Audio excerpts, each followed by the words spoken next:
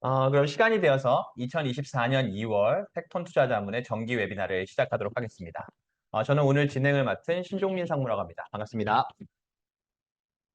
저희 팩톤 투자자문은 매월 이제 마지막 주 수요일 오후 4시에 지금 같은 웨비나를 통해서 저희가 리서치한 아이디어들을 고객분들, PB분들하고 공유를 하고 있습니다.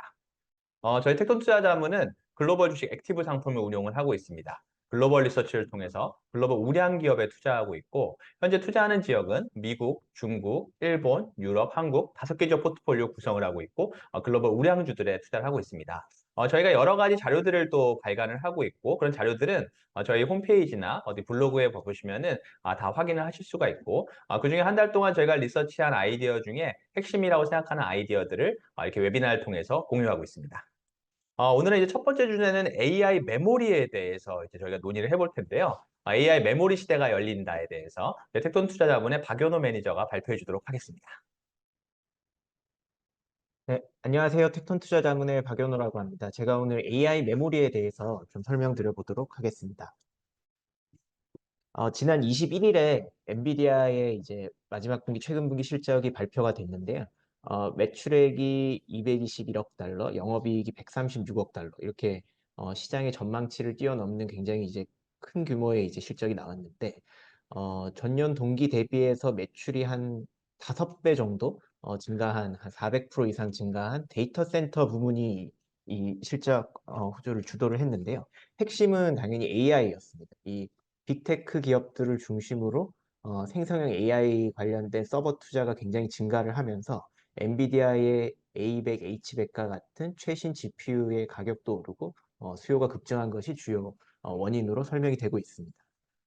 엔비디아의 창업자죠. 젠스랑 CEO가 이 컨퍼런스 콜에서 생성형 AI와 컴퓨팅 인프라가 이제 새로운 변곡점을 맞았다고 이제 설명을 했는데요. 이 말인즉슨 생성형 AI를 원래 이제 학습시키고 또 구동시키고 하려면은 서비스를 하기 위해서는 지금까지와는 전혀 다른 차원의 컴퓨팅 인프라, 쉽게 말하면 그 반도체 인프라가 이제 필요하다는 이야기가 되겠는데요.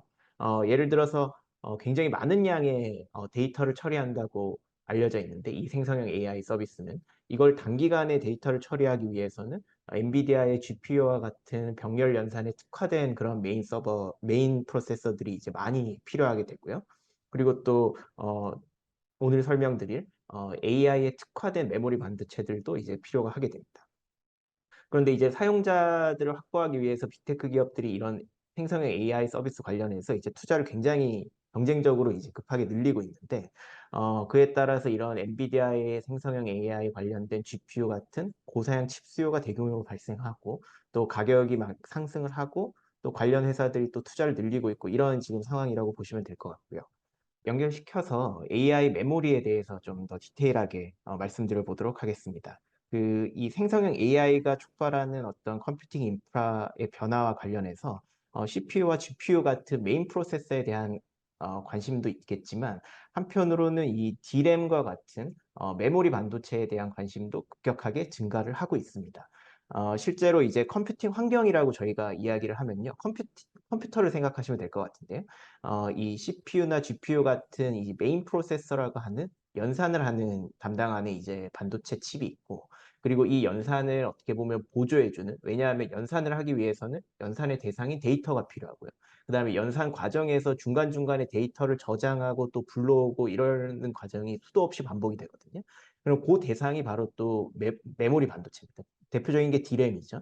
그래서 이 D램과 메인 프로세서 간의 협업으로 이 컴퓨팅 인프라가 환경이 구성된다고 생각하시면 될 것 같습니다. 그런데 이제 이 연산 과정에 필요한 것이 이 비메모리 반도체, 메모리 반도체의 어떤 조합과 협력이라고 이야기할 수 있겠는데 문제는 생성형 AI가 등장하면서 이 두 가지 칩에 요구되는 사양이 굉장히 높아졌다는 것. 그런데 이 보시는 그래프를 보시면 알겠지만 지난 한 20년 동안의 칩별로 이 발전 정도를 어떤 나타낸 그래프라고 할 수 있겠는데요. 지표로 이제 환산을 했을 때 위에 회색 그래프 같은 경우가 이제 메인 프로세서가 될 텐데 이 엔비디아의 그 H100 같은 경우가 이제 제일 오른쪽 상단에 이제 위치해 있을 거고요. 이게 20년 동안 어떻게 보면 속도, 성능 이런 것들이 6만 배 이상 이제 발전했다고 이제 보시면 될 것 같습니다. 그런데 아래 보시면은 이제 초록색 표가 있는데 이게 D램 성능의 발전 지표입니다. 그러니까 보면은 같은 기간 동안 한 100배 정도 성능이 증가한 거거든요. 그런데 이제 지금까지는 문제가 없었습니다. 왜냐하면 생성형 AI가 있기 전에는 사실 메인 프로세서의 발달을 저 정도의 메모리 반도체가 충분히 커버할 수 있었던 거죠. 그러니까 어떻게 보면은 메모리 반도체 산업 입장에서 보면은 볼륨은 굉장히 이제 커지고 있지만 기술 수요라고 해야 될까요? 어떤 고사양 칩에 대한 수요의 한계점이 명확했습니다. 그 정도로 좋은 칩이 별로 이제 필요하지 않았던 거죠. 왜냐하면 데이터가 굉장히 적었기 때문에. 그런데 근데 생성형 AI가 딱 등장하자마자 이 환경이 이제 완전히 좀 바뀌게 됩니다. 그러니까 이 장표의 제목과 같은 메모리 워라는 게 이제 이슈화가 됐는데 이게 한국말로 표현하면은 메모리 병목 현상이라고 생각하시면 될 것 같습니다. 그러니까 생성형 AI와 관련된 서비스를 구동하기 위해서 굉장히 초고사양의 메인 프로세서가 필요해지는데 이 메인 프로세서의 성능은 생성형 AI 서비스를 구동할 정도로 굉장히 많이 올라왔는데 이 메인 프로세서의 구동을 위한 데이터를 로드하고 저장하고 하려다 보니까 지금 현재의 메모리 반도체의 성능 수준이 이걸 못 따라오는 병목 현상이 생겨버린 거죠. 그래서 어, 만약에 엔비디아의 H백 같은 최신 이 사양의 이제 GPU 같은 경우에는 생성형 AI용 최신 메인 프로세서라고 할 수 있는데 가격대가 뭐 수천만 원에서 1억까지 시장 가격이 이제 호가를 합니다. 그런데 이런 칩도 메모리 반도체가 제대로 받쳐주지 못하면 제 성능을 전혀 낼 수 없는 그런 상황에 직면을 하게 된 거죠. 그래서 요거를 어떻게 보면은 기술적으로 타개하기 위한 이제 노력들이 지금 이제 활발하게 진행이 되고 있습니다. 그러니까 어떻게 보면은 이제 생성형 AI 그러면서 우리가 많이 이제 CPU, GPU는 많이 이제 익숙해져 있는데 네, 네, 엔비디아 네. 칩. 근데 그런 칩들이 굉장히 빠르게 발전하는 속도를 음, 어떻게 보면 메모리가 그동안 그만큼 캐치업 못했다. 그렇죠. 근데 그런 병목 현상들이 많이 발생을 하면서 메모리 쪽에서도 어떤 기술적인 어떤 이렇게 성장이나 진보가 나와야 되는 구간이다. 이렇게 보면 되는 건가요? 맞습니다. 그게 이제 젠슨왕이 지적한 어떤 이제 산업의 변곡점을 어떻게 보면 풀어서 설명해 드린 거라고 할 수 있겠는데요. 네. 단적으로 이 메모리 같은 경우에도 그런 어떤 메모리의 성능을 높이기 위한 여러 가지 기술적 R&D들이 이제 지난 한 십수년 동안 진행이 되어 왔는데 사실 상용화가 거의 된 게 없습니다. 음, 왜냐하면 그 정도 비용을 들여서 투자를 하고 생산을 특히 이제 메모리는 이제 아시겠지만 이제 굉장히 투자가 많이 필요한 어떤 기간 산업인데 네. 그런 어떤 변화에 대해서 이제 투자를 했을 때 음, 그 이 비용 대비 효용성을 도저히 담보할 수 없는 이 음, 상태였거든요. 왜냐하면 네. 그만큼의 메모리 수요가 필요하지 않았기 때문에. 음, 그런데 그 상황이 지금 이제 반전이 되기 시작한 거죠. 음, 알겠습니다. 그래서 이제 아시겠지만 지금 현재로서 이제 가장 각광받고 있는 메모리 반도체가 잠시만요. 네, 잠시만요. 네. 메모리 반도체가 HBM이라고 하는 메모리 반도체, D램의 일종이라고 생각하시면 될 것 같습니다. 이 HBM은 한국말로 표현하면 이제 고대역폭 메모리라고 하는 건데요. 밴드와이트가 이제 대역폭이라는 뜻인데 이 대역폭은 쉽게 설명하자면 도로의 차선이라고 생각하시면 될 것 같습니다. 그러니까 차선이 넓으면 한 번에 지나다닐 수 있는 차가 이제 많아진다 이런 식으로 이해하시면 될 것 같은데 과거에는 이 D램을 어떻게 보면은 요 이미지의 노란색 어떻게 보면 층층이 쌓여져 있는 것처럼 쌓지 않고 하나의 층의 D램만 활용을 했습니다. 그러면서 그 제한 속도를 계속 이제 높이는 방식으로 기술을 발전시켜 왔거든요. 왜냐하면은 한 번에 처리해야 될 데이터 양이 그렇게 많지 않았기 때문에 음, 좀 더 빠르게만 하면은 문제가 해결됐기 때문에 그래서 그 음, 방향으로 계속 이제 발전이 되고 있었는데 갑자기 생성형 AI 서비스를 하려고 보니까 데이터를 처리해야 되는 이 양과 속도가 너무 기하급수적으로 늘어나게 됩니다. 그러다 음, 보니까 속도를 높이는 것으로는 이 문제를 해결할 수 없으니 차선을 늘려서 한 번에 지나갈 수 있는 차 양을 이제 음, 획기적으로 한번 음, 늘려보자라는 아이디어에서 나온 제품이라고 생각하시면 음, 될 것 같습니다. 음. 사실 근데 이 기술이 10년도 더 된 이제 기술 규격이 확립된 지 10년도 더 된 기술입니다. 사실 아, 이제 오래된 꽤 기술이군요. 오래된 기술이고 그동안 계속 발전을 해오고 있었는데 사실 이 D램이라는 이 칩을 쌓는다는 것이 굉장히 이 고난도 작업이고 음, 투자도 굉장히 많이 필요하고 음, 어떻게 보면 수율도 떨어지기 때문에 음, 생산 비용이 굉장히 올라가죠. 그런데 음, 이제 이게 만약에 꼭 필요하지 않으면 이 정도 가격을 지불할 고객이 아무도 없는 거죠. 그래서 어떻게 음, 보면 상용화가 안 되고 있었는데 음. 이거를 생성형 AI 서비스를 하려다 보니까 여기에 맞춰진 메인 프로세서인 GPU가 이 HBM이 아니면은 도저히 가동이 안 되는 상황이 음. 생겨요. 그러다 보니까 아주 비싼 메모리임에도 불구하고 수요가 생기고 실제로 제품화가 되고 지금 작년에 시장이 본격적으로 열리기 음. 시작한 겁니다.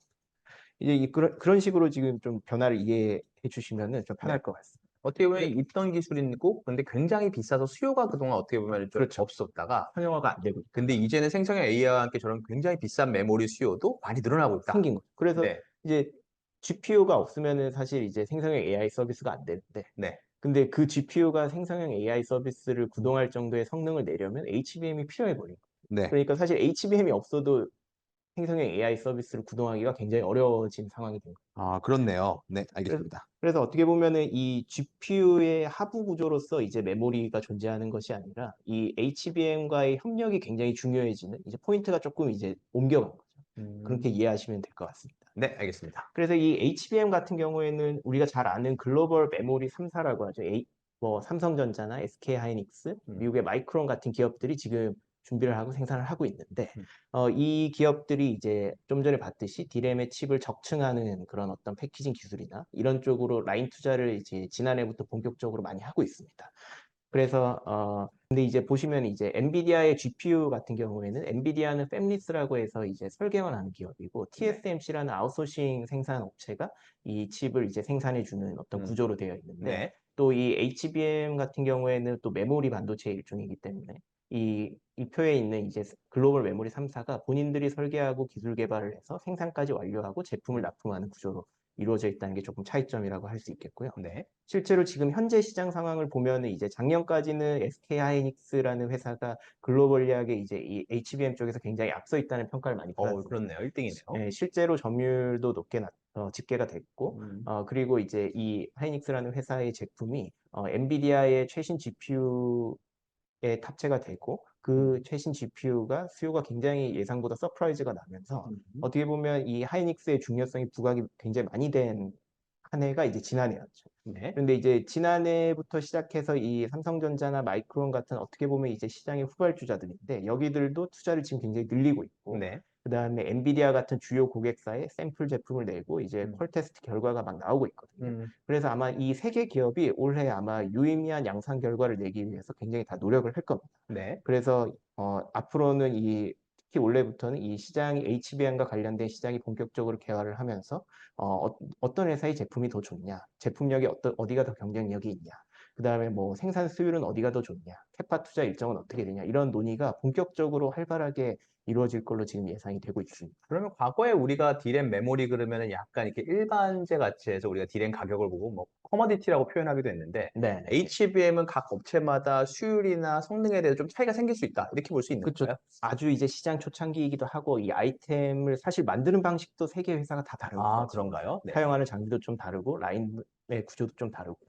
그러다 보니까 아직까지 시장이 초창기다 보니까 누가 선점할지 뭐 100% 확신해서 이야기할 수 있는 상황은 아니고 시장이 성숙되려면 앞으로 수년간의 시간이 필요할 텐데 지금 현재로서는 이 SK하이닉스라는 회사가 우리나라 기업이긴 하지만 지금 이 글로벌 수요에 굉장히 잘 대응하고 있는 상황이다. 요 정도로 파악하고 계시면 될 것 같습니다. 네, 알겠습니다. 그리고 요 HBM을 외에도 이제 다양한 기술들이 이제 AI 메모리 기술로 각광을 받고 있는데 요 이미지에 보시는 CXL 2.0이라는 기술도 어느 정도 이슈가 되고 있는 기술입니다. 이 CXL 같은 경우에는 컴퓨터 익스프레스 링크라고 해가지고 음. 이 메인 프로세서와 메모리가 서로 소통하는 네트워크 인터페이스를 어떻게 보면 구성하는 기술을 의미하거든요. 네. 그러니까 요 기술 표준을 새롭게 재정립을 해가지고 이 기존에는 메인 프로세서당 할당되는 메모리 양이 굉장히 제한이 있었는데 이 네. 메모리의 용량이라고 하죠. 우리가 이제 뭐 몇 기가 하는 거.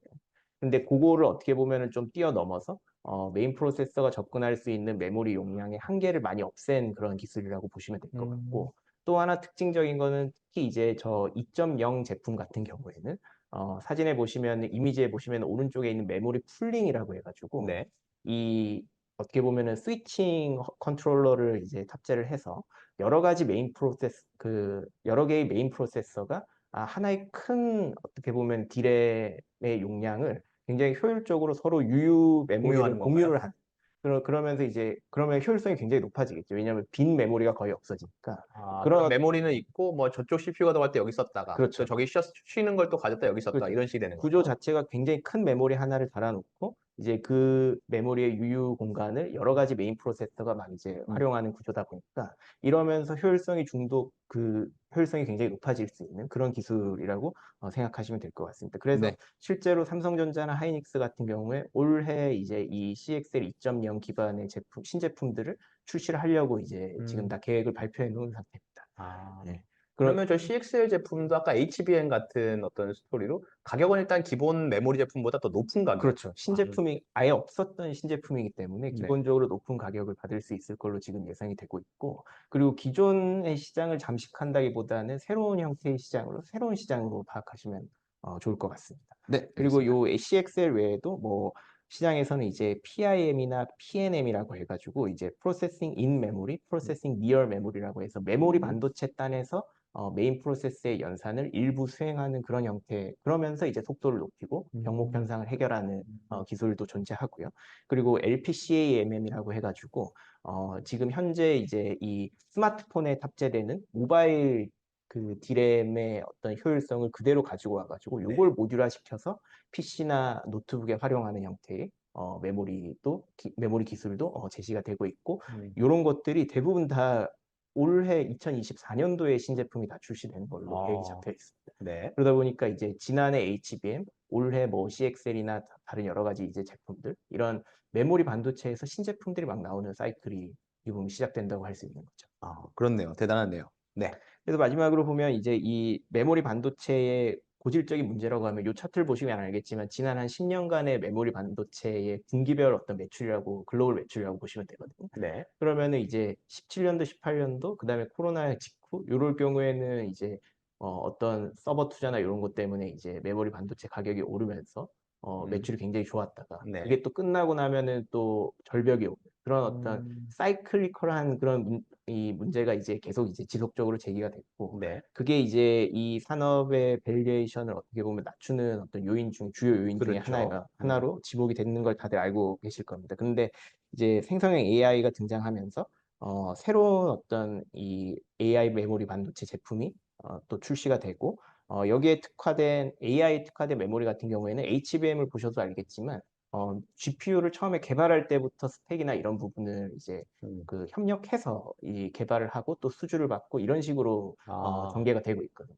그러다 보니까 기존의 이제 법령보다는 좀 더 맞춤형에 가까운 제품들이 나오기 시작하고 있는 거예요. 그러다 보니까 이제 이 메모리 반도체 회사들 입장에서 보면은 이 맞춤형으로 어떻게 보면은 가격 변동성이 적은 신제품들이 올해부터 이제 막 늘어날 수 있는 시점에 있는 거기 때문에 공통적으로 세계 회사가 다 이제 이 분야에 대해서 역량을 집중하고 투자를 늘린다. 이렇게 바라보시면 될 것 같습니다. 어떻게 보면 메모리는 그동안 신제품이라고 할 게 이렇게 인상적인 게 없었는데 맞습니다. 지금 막 GPU 신제품이 나오듯이 올해는 네. 아마 메모리의 신제품들을 새로운 이름들을 우리가 많이 듣게 될 거다. 이렇게 기대를 되겠네요. 맞습니다. 올해 아마 출시되는 제품들도 있고, 이 출시되는 제품들이 실제로 수요가 많이 증가해서 올해 내년에 시장이 본격적으로 성장하게 되면은 이 회사들의 사업 구조가 굉장히 많이 바뀔 것으로 지금 예상이 되고 있습니다. 네, 알겠습니다. 네, 감사합니다. 감사합니다.